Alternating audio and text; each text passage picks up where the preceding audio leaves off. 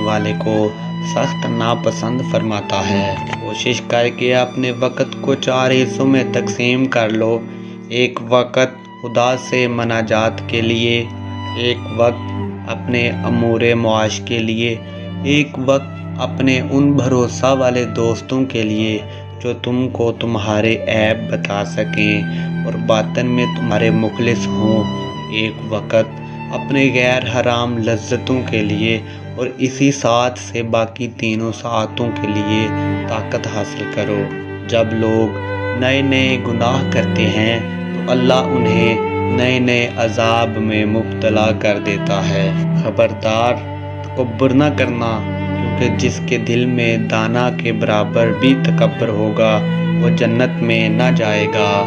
جس کے گھر میں محمد، احمد، علی، حسن، حسین، طالب